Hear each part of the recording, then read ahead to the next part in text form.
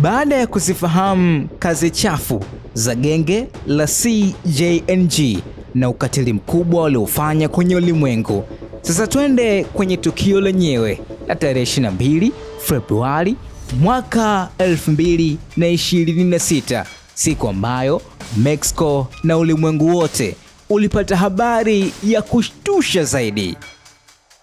Operesheni hii ilitokea mjini Tapalpa, jimbo la Jalisco, ngome kuu ya genge la CJNG. Tapalpa ni mji wa watu wapatao 20,000 tu, uliozungukwa na milima na misitu minene, mahali pazuri pa kujificha. Kwa miaka mingi El Mencho alikuwa akijificha katika mji huu, akihama nyumba moja hadi nyingine, akilindwa na wanachama wenye silaha. Hakuna mtu aliyethubutu kumkaribia katika mji huo. Operesheni hii ilitekelezwa na vikosi maalum vya jeshi la Mexico, Special Force, wanajeshi waliofundishwa vyema zaidi nchini humo, shirika la upelelezi la kitaifa la Mexico, National Intelligence Center, waliofanya upelelezi wa muda mrefu sana, ofisi ya mwanasheria mkuu wa Mexico, FEMDO, walitoa idhini ya kisheria. Marekani ilitoa maarifa ya nyongeza, intelligence support, kupitia CAA na DEA. Ilikuwa siku ya asubuhi tarehe 22 Februari. Vikosi maalum vilimzungukia El Mencho nyumbani kwake huko Tapalpa. Walikuwa wamefanya upelelezi wa muda mrefu kujua mwenendo wake, anaenda wapi, anafanya nini na kwa muda gani. Wizara ya ulinzi ya Mexico ilieleza baadaye, wakati wa operesheni hii wanajeshi wa Mexico walishambuliwa na wanachama wa CJNG waliokuwa wamejificha ndani ya nyumba.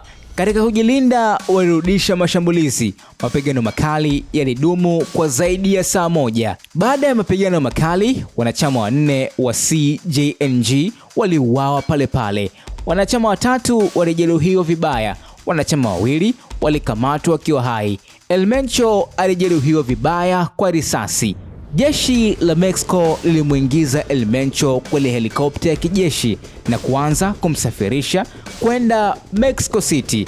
Lengo lilikuwa kumpeleka hospitalini kwa matibabu, kisha mahakamani kwa mahojiano, lakini safari hiyo haikukamilika. Wakiwa angani, hali ya El Mencho ilizidi kuwa mbaya.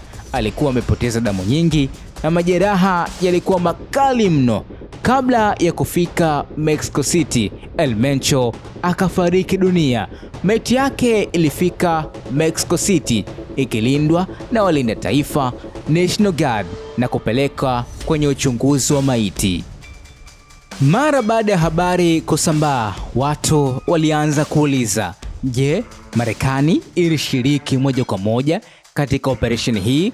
Ubalozi wa Mexico Marekani ulitoa taarifa iliyosema operesheni hii ilipangwa na kutekelezwa na vikosi maalum vya Mexico pekee. Marekani ilitoa tu taarifa za nyongeza kwa mujibu wa ushirikiano wa kimataifa dhidi ya dawa za kulevya. Lakini Caroline Leavitt, msemaji mkuu wa ikulu ya White House, alithibitisha kuwa Marekani ilitoa maarifa ya kijasusi, intelligence support. Alisema Rais Trump amekuwa wazi kabisa, Marekani itahakikisha kwamba magaidi wa dawa za kulevya wanaotoa sumu nchini mwetu wanakabiliwa na adhabu wanayostahili. Tuna fahari kubwa kuwa na ushirikiano na Mexico katika vita hii. Sasa mara tu baada ya habari za kifo cha El Mencho zilipoenea duniani kote, ghasia kali zilizuka Mexico nzima. Hii haikuwa bahati mbaya, ilikuwa ni majibu yaliyopangwa na genge la CJNG ili kuonyesha nguvu zao za kulipiza kisasi kwa serikali.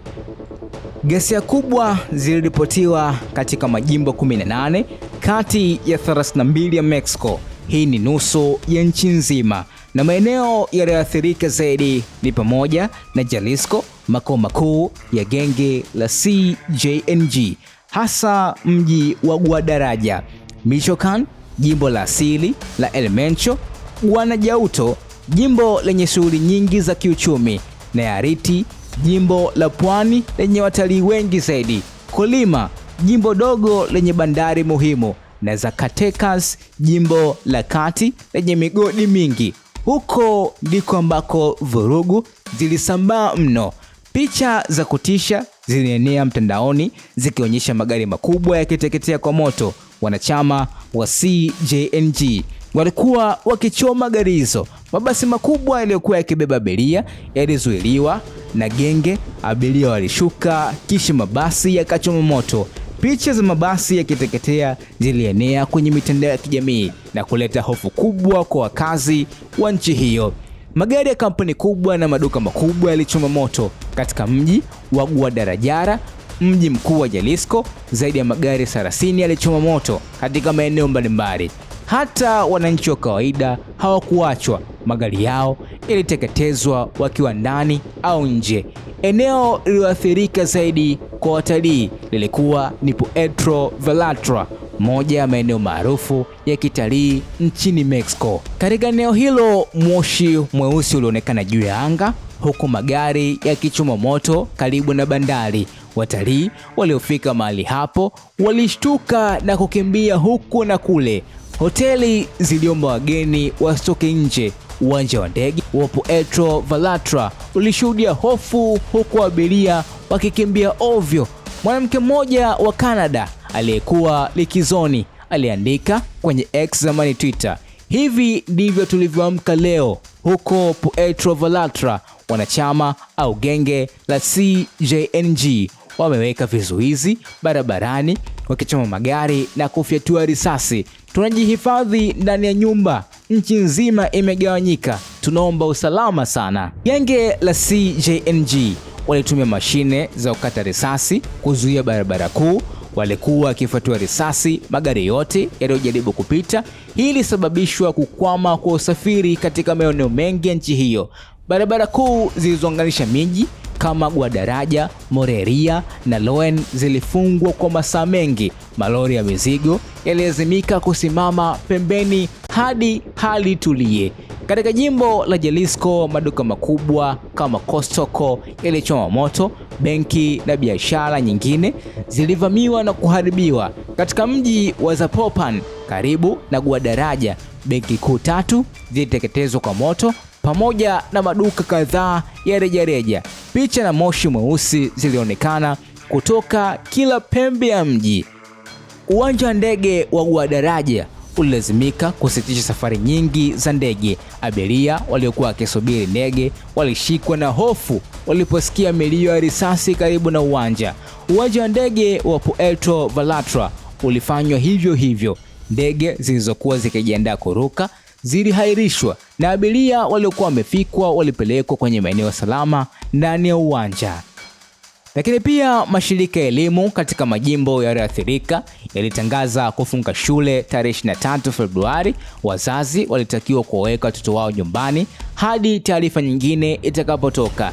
Karibu na Jalisco pekee, zaidi ya shule 5,000 zilifungwa, zikiathiri wanafunzi zaidi ya milioni 2. Katika ghasia hizo, wanajeshi 7 walinda taifa waliuawa pamoja na watu wengine 14 katika majimbo ya Jalisco, Michoacan na Guanajuato.